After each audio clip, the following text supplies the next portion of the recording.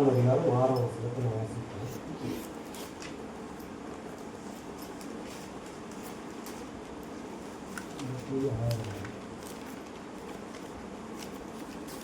நீயோ ஜெபம் பண்ணும்போது உன் அறை வீட்டுக்குள் பிரவேசித்து உன் கதவை பூட்டி அந்தரங்கத்தில் இருக்கிற உன் பிதாவை நோக்கி ஜெபம் பண்ணு. அப்பொழுது அந்தரங்கத்தில் பார்க்கிற உன் பிதா வெளியரங்கமாய் உனக்கு பலனளிப்பார்.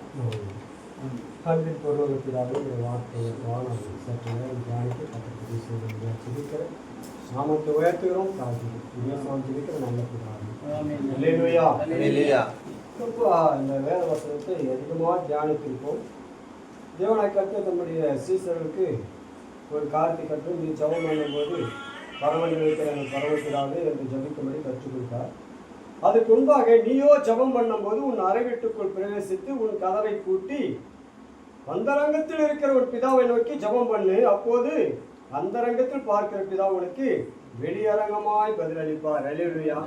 அப்படியானால் முதலாவது நாம் கற்றுக்கொள்ள வேண்டியது என்ன? அந்தரங்கத்தை ஜெபத்தை பண்ணுமா, வெளியரங்கமா நம்ம ஜெபம் பண்ணுமா? இன்னைக்கு நம்ம விரும்புறதெல்லாம் எப்படி?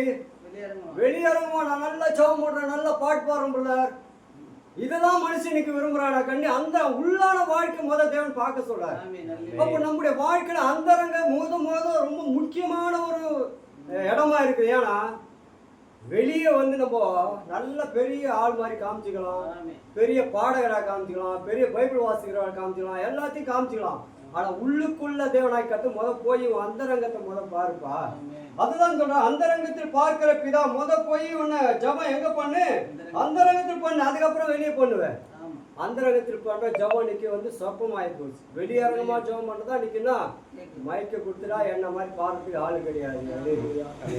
மைக்கு கொடுத்துட்டா என்ன மாதிரி பிரசங்கம் பண்றதுக்கு ஆளு கிடையாது, என்ன மாதிரி சொல்றதுக்கு ஆளு கிடையாது. மைக்கு கையில கச்சா போதும் நீங்க இருக்கிறது. ஆனா உள்ளுக்குள்ளான வாழ்க்கை தேவன் அதை சுத்தப்படுத்துன்றார். இன்னைக்கு ஜனங்களுடைய வாழ்க்கையில பார்த்தா வெளியரங்கத்தை தான் காமிக்கிறாங்க, உள்ளரங்கத்தை காமிக்கிறாங்க. அப்ப உள்ளரங்கத்தை தேவனாய் கத்த சுத்தப்படுத்தினாதான் வெளியரங்கத்தை தேவனாய் கத்த வெளியரங்கமாய் பதில் கொடுப்பார். அப்ப நமக்கு பதில் வராதது ஒரு காரணம் என்ன? உள்ளுக்குள்ள தேவனோட ஜப வாழ்க்கை இல்லை. வெளியேதான் ஜபம், உள்ளுக்குள்ள தனிப்பட்ட முறையில ஜப வாழ்க்கை இல்லை, தேவனோடு உறவாடுகிறது இல்லை, இப்படி இல்லை. ஆனா வெளியே மட்டும் எப்படிக்கிறோம்?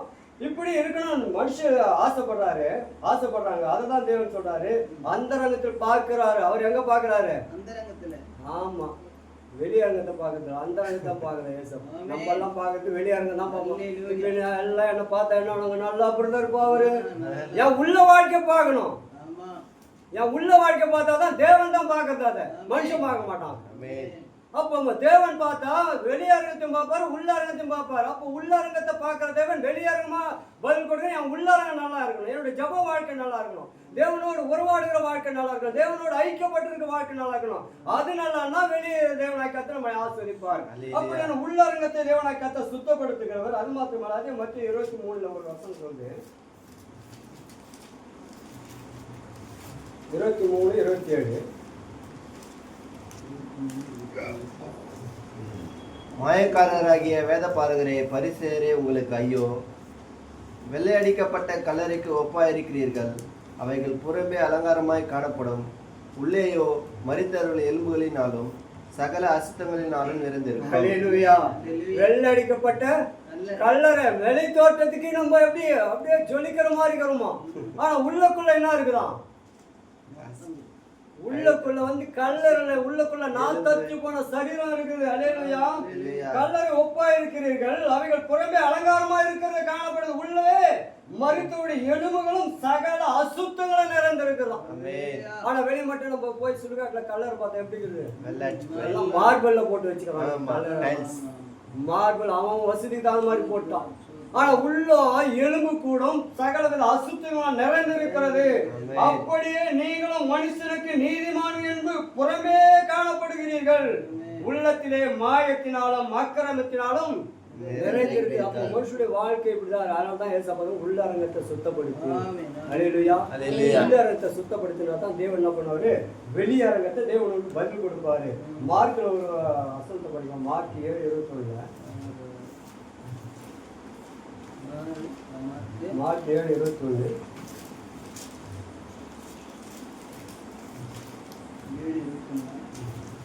எப்படி எனில் மனுஷருடைய இருதயத்திற்குள்ளிருந்து பொல்லாத சிந்தனைகளும் உபச்சாரங்களும் வேசித்தனங்களும் கொலைபாதகங்களும் களவும் பொருளாசைகளும் துஷ்டத்தனங்களும் கபடும் காம விகாரமும் வன்கண்ணும் தூஷணமும் பெருமையும் மதிகேடும் புறப்பட்டு வரும். இதெல்லாம் உள்ள வச்சுனுங்க ஜெபம் பண்ண ஜாதி எப்படின்னு இவ்வளவு சரக்கு எனக்குதான் உள்ளத்துல சரக்கெல்லாம் உள்ள போட்டு வெளியே நான் நல்லா ஜெபம் பண்றேன்னா அது கேட்க மாட்டான் ஏண்டாரு.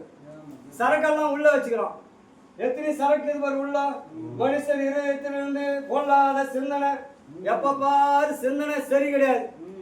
பொல்லாத சிந்தனை, அப்புறம் விபச்சாரம், வேசிதானம், கொலைபாதகம், களவு, பொருளாசைகளும் துஷ்டங்களும் கபடம் காம விகாரம் வன்கண்ணும் துஷ்டம் பொறாமை மதிக்கேடு இதெல்லாம் உள்ளத்தை வச்சுன்னு என் ஜபத்தை மட்டும் எப்படி கேட்டுவாரு?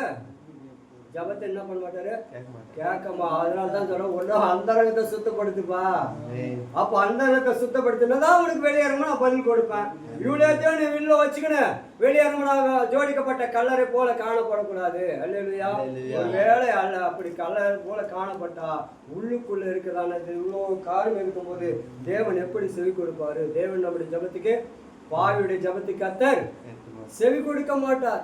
பாவியுடைய ஜபத்தை கர்த்தர் அப்செட் பண்ண மாட்டார். அப்ப இவ்வளோ சரக்க உள்ள வச்சுன்னு என் ஜபம் கேட்கப்படல, கண்டிப்பா கேட்கப்படாது.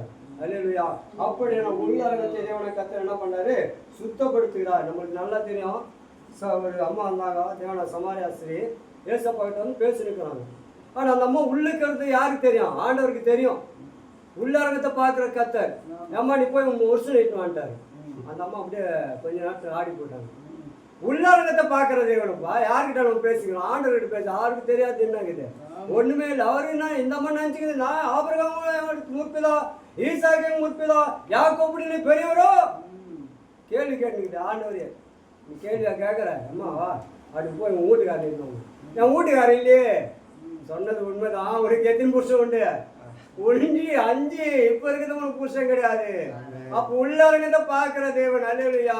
உள்ளரங்கத்தை பார்க்கிற தேவன் வெளியரங்கமா பதில் கொடுக்கணும். நம்ம உள்ளரங்கமா சுத்தமா இருக்கணும். அல்லேலூயா. வெளியே வந்து நம்ம சுத்தமா இருக்கிறது புரோஜனம் இல்லாது. உள்ளதான் சுத்தம் பண்ணணும். ஏசப்பா நம்ம இருதயத்தை தான் பார்க்கறாரு.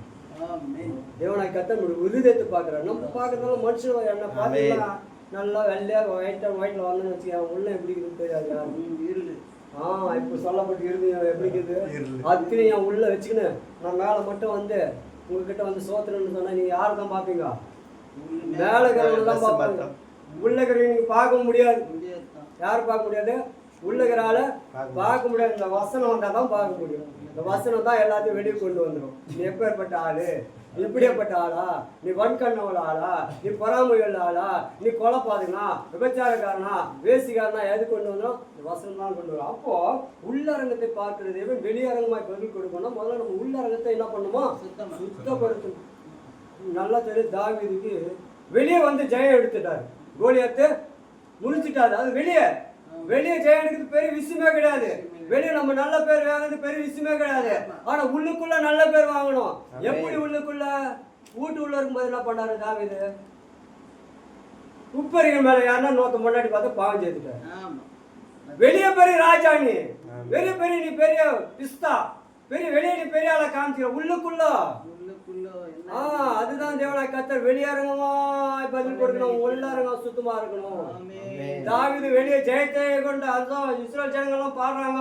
சவுல் கொண்டது 1000, தாவீது கொண்டது நீ எவ்வளவு 1000 வாங்கி அதை பத்தி பிரச்சனை இல்லை. ஆனா உள்ளுக்குள்ளே பிடிக்கிற அதான் பிரச்சனை. அப்போ உள்ளான மனுஷன் நாளுக்கு நாள் பலப்பட வேண்டும். அல்லேலூயா.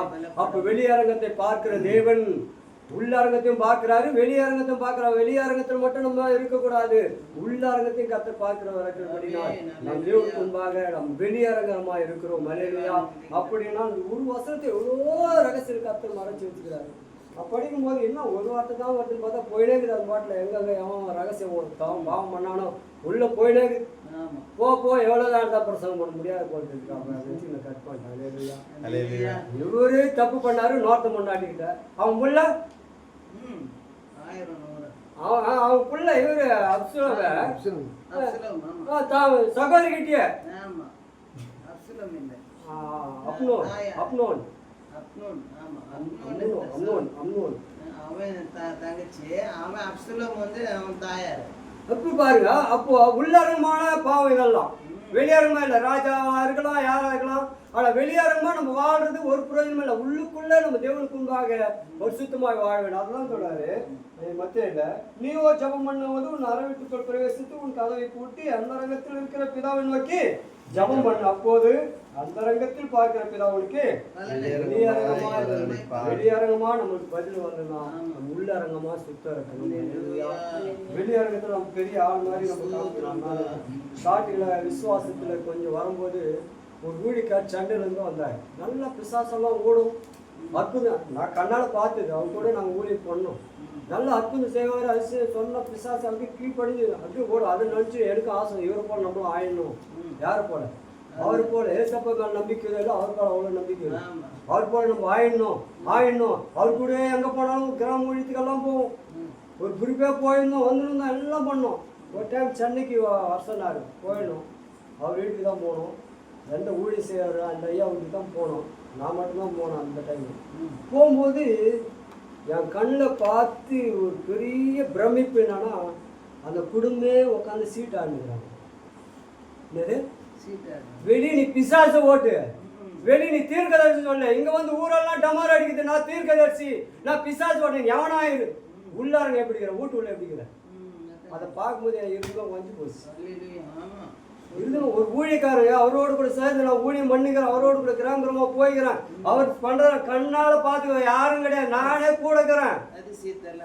அவரு சொல்லுங்க பிசாசு ஓட்டத்துக்கு ஜெபம் பண்ணது கத்து கொடு சொல்லுங்க, நீங்க கமாண்ட் பண்ணுங்க போகணும்னு சொன்னவர் தான். ஆனா அவர் வீட்டுக்கு நான் போறேன், அவங்க எல்லாம் ஃபேமிலியா உட்காந்து என்ன பண்ணிக்கிறாங்க, சீட் ஆடுங்கிறாங்க. அப்ப தேவனாய் கர்த்தர் எங்க பாக்குறவரு? அப்ப யோசித்து நான் அடே எப்பேற்பட்ட தீர்க்கதரிசியா இருந்தாலும் யாரா இருந்தாலும் நம்ம உஷாரா தாங்கணும். நம்ம வெளிய தோட்டத்தை தான் நம்ம பார்க்குறோம், ஆனா உள்ள காரியத்தை நம்ம பார்க்கறது இல்லையே. அப்போ அதனால தான் தேவனாய் கர்த்தர் இந்த வசனத்தை அவ்வளோ காரியத்தில் இருக்கும் போனாரு. உள்ளாரத்தை பாரு, உள்ளாரத்தை பாரு, உள்ளாரத்தை பாரு, உள்ளாரத்தை ஜபம் ஏசு கிறிஸ்து நோக்கி வேண்டும் சேர. இன்னைக்கு எல்லாம் இன்னைக்கு ஒரு ஜபம் பண்ணா என்ன பண்ணிடுறோம், எடுத்து வாட்ஸ்அப்பில் போட்டுருக்கோம். ஒரு ஜபம் பண்ணா ஒரு பாட்டு பண்ண எடுத்து தூக்கி போட்டு எங்க போட்டுறோம், வெளியாருங்க. அதெல்லாம் ஒன்றுத்துக்கு பண்ண முடியும், அதெல்லாம் ஒரு பிரயோஜனம் இல்லை. உள்ளாருங்க ஒரு கணவன் மனைவி பேசுறாங்கன்னா வெளியே போய் பப்ளிக்கா காமிப்பாங்க. அதுதான் தேவனோடு கூட நம்ம ஜபம் பண்றது, பாட்டு பாடுறது எல்லாமே அதுதான் தேவன் விரும்புகிறார். வெளியாருங்கத்தை தேவன் விரும்புறதே இல்லை. உள்ளரங்கத்தை சுத்தப்படுத்தி அப்புறமா வெளியரங்கத்துக்கு ஒரு பதில் கொடுப்பார். அப்படியானால் இந்த வேதத்துல இவ்வளவு காரியம் கர்த்தர் மறைச்சு வச்சுக்கிறார். நம்முடைய வாழ்க்கையில கூட அந்த ரங்கத்தில் நம்ம ஜெபம் பண்ணுமா, வெளியரங்கமா நமக்கு கொடுப்பார். அந்த தேவனை தான் நம்ம ஆராதிக்கணும். அல்லேலூயா. நல்ல தேவன். இப்போ நல்லா ஒரு பாட்டு பாடணும். அழகானவர், அருமையானவர், இனிமையானவர். அவரை நினைச்சுதான் ரொம்ப ஒரு வசனம் எனக்கு ஞாபகம் வந்துச்சு. அந்த கேடானாரு பார்க்கத்தக்க ரூபம் இல்லாத போச்சு. இவ்வளவு அழகான ஒரு ஆசை, இவ்வளவு அற்புதமான நாம் பார்க்கும்போது பார்க்கத்தக்க ரூபம் இருக்கு இல்லாத அசட்டை பண்ணப்பட்டவரும் இப்படி எல்லாம் பண்ணாங்க. இவ்வளவு அழகானவர், அந்த அழகான தேவனை நம்ம ஆராதிக்கிறோம். தொடர்ந்து அவரை ஆராதிக்கும் கர்த்தர் நம்ம